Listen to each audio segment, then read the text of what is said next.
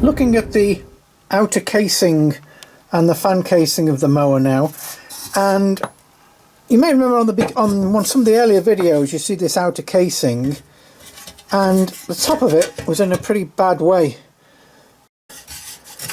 So I've added some filler into here because, as I say, it was and so if you look at the video, you'll see this was badly corroded and it was slightly dinted as well. Well, even cleaned up, it's badly pitted.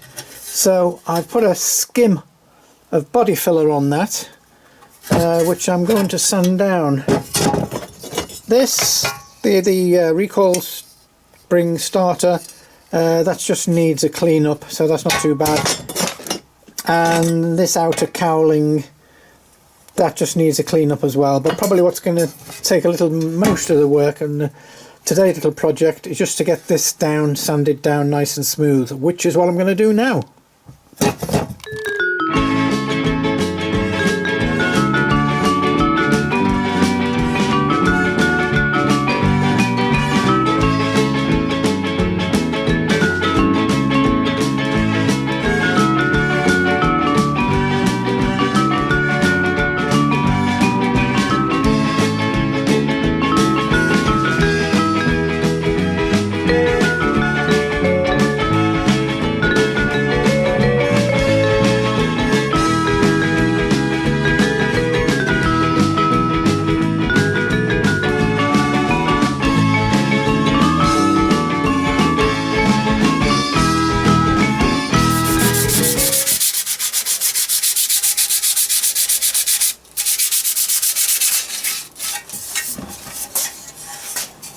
Well, there it is,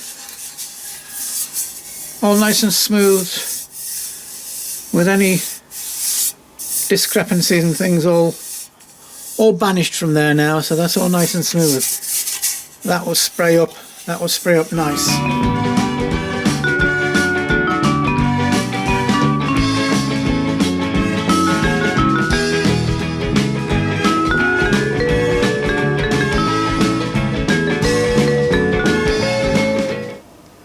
Well, the day has arrived and we're ready to reassemble the engine.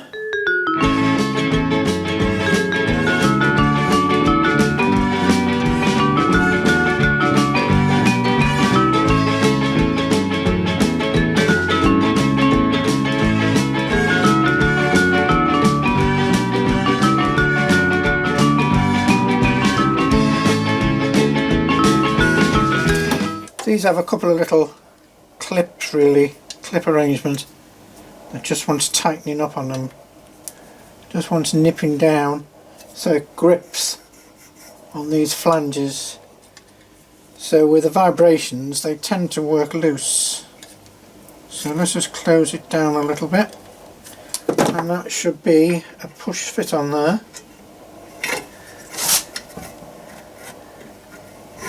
That's it. That's it. Perfect. Wow. Here we are.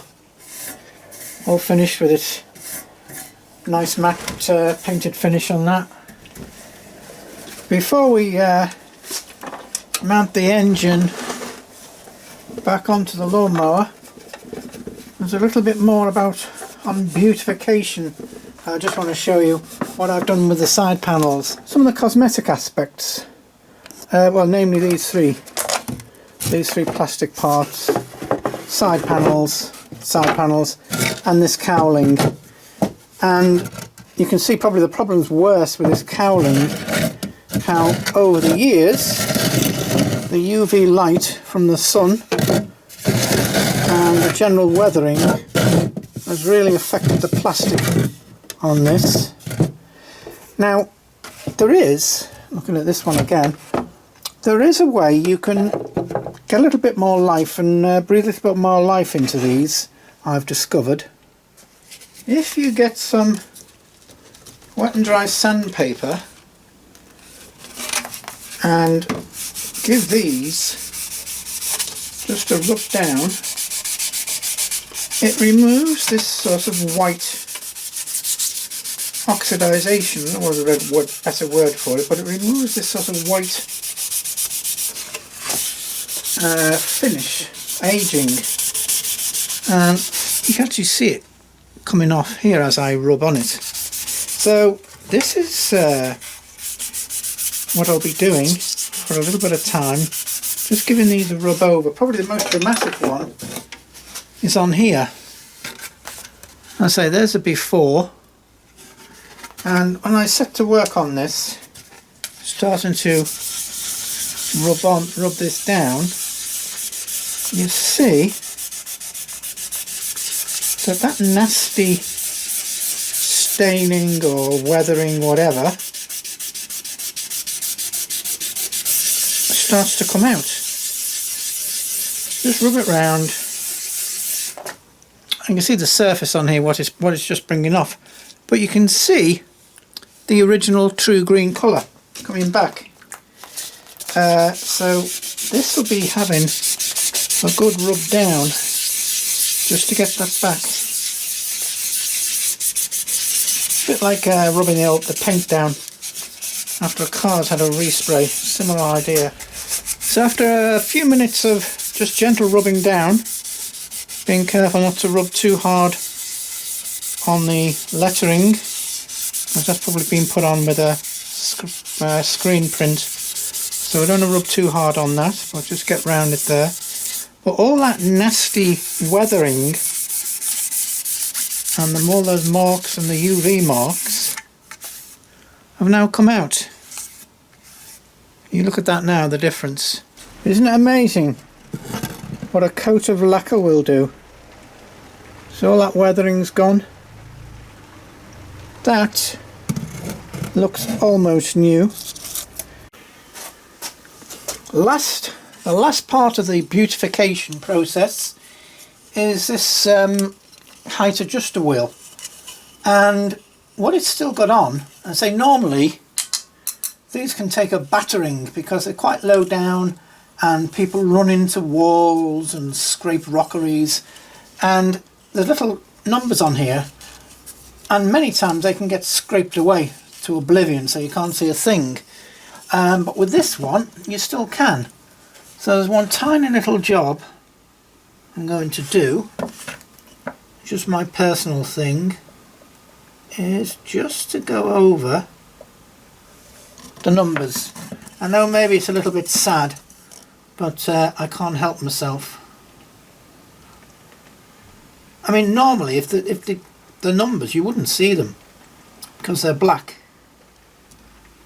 So just a tiny little bit of paint like that, and it just gives it that little bit of detail.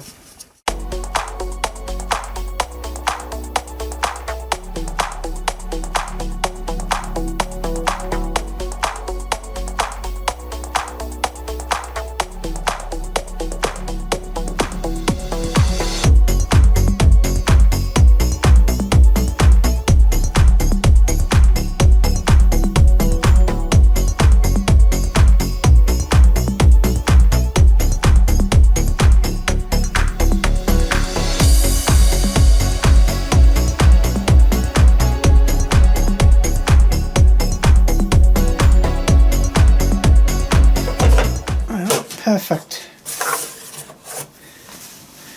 You see our little numbers line up as well, which looks good. Right, that's looking good. So let's put the other side panel on.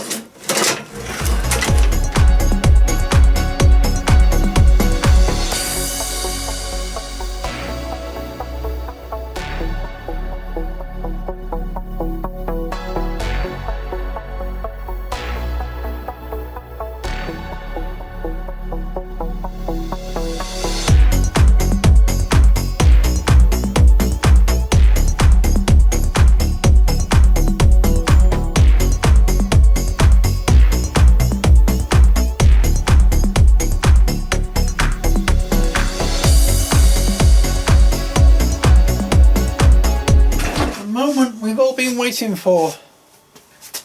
We're on our way back.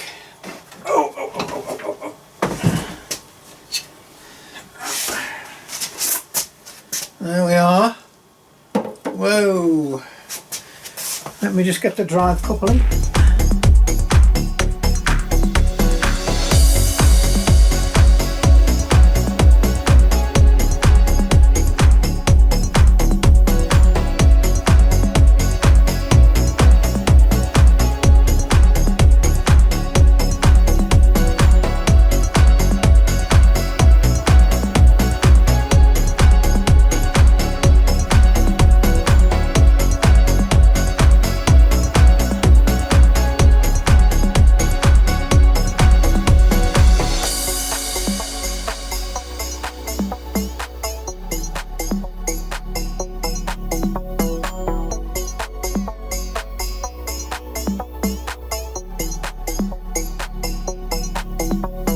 Just to complete the picture with our restored cowling, which I think looks almost new. It looks a lot better than it did. Now we can jiggle this into position when I figure out which way it goes in.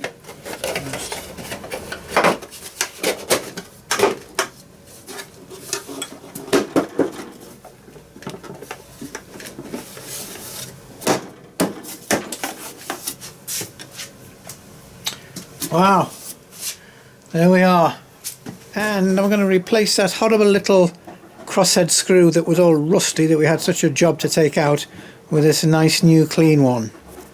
And I'm just going to put the air filter and the air filter cover on now.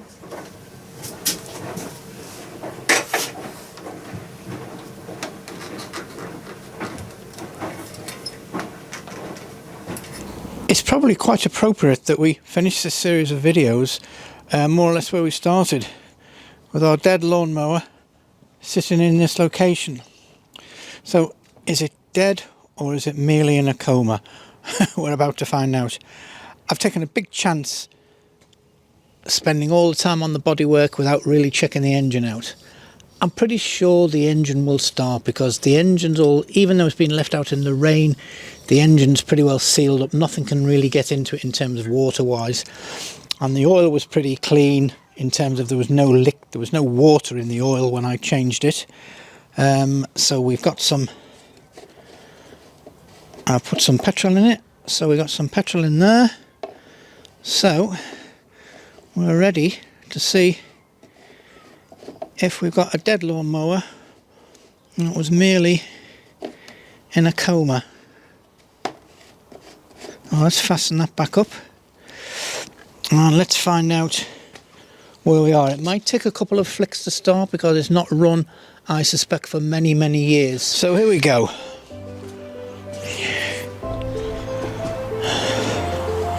Just give it a few flicks just to get some petrol through it.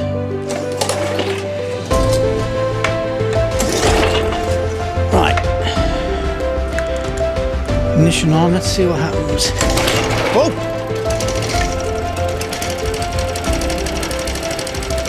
Hey!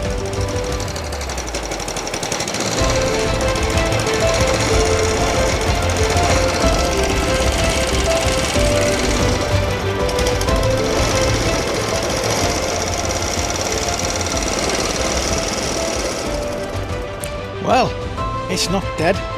It was merely in a coma. Now this silencer cover's a little bit loose, so just fasten that back on. Now the grass is a bit wet, but we'll just see. Give a little try on the grass.